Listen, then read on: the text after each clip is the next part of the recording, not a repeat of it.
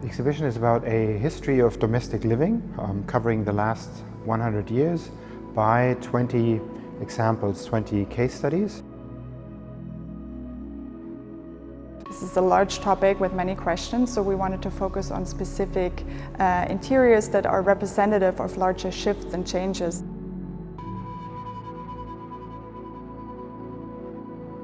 We decided to tell this story backwards, so not chronologically but retrospectively. I think a big topic today is that domestic space has become a valuable resource.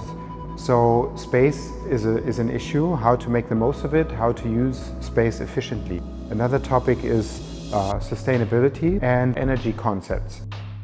The 1960s to the 1980s are really the decades of interior design. We're breaking with existing conventions, with existing ideas, so from family structures to the idea that everything is interior design. In the 1960s, the society in the Western world becomes more affluent and hence also more mobile, more agile, and architects start to think about mobile living structures. At the same time experimenting with plastic to make the dream of a prefab house come true.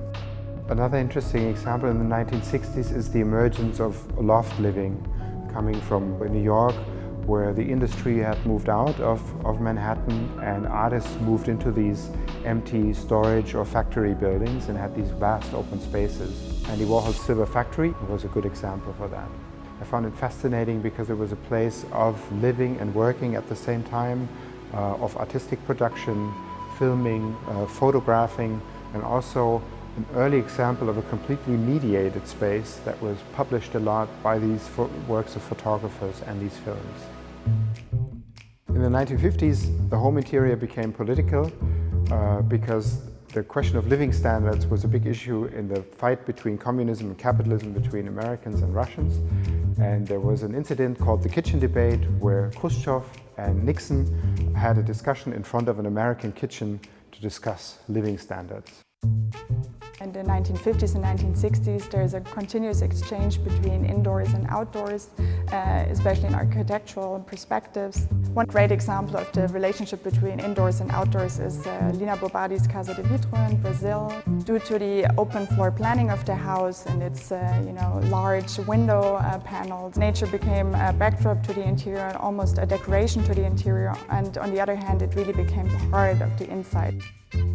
We chose the 1920s as a starting point because we felt that after the upheavals and the terrors of World War I and the upheavals of the Russian Revolution, there was a new thinking about space. The open floor plan was introduced into the home, so the likes of Mies van der Rohe and Le Corbusier, Joseph Frank and Adolf Loos also thought about new ways of designing the domestic space.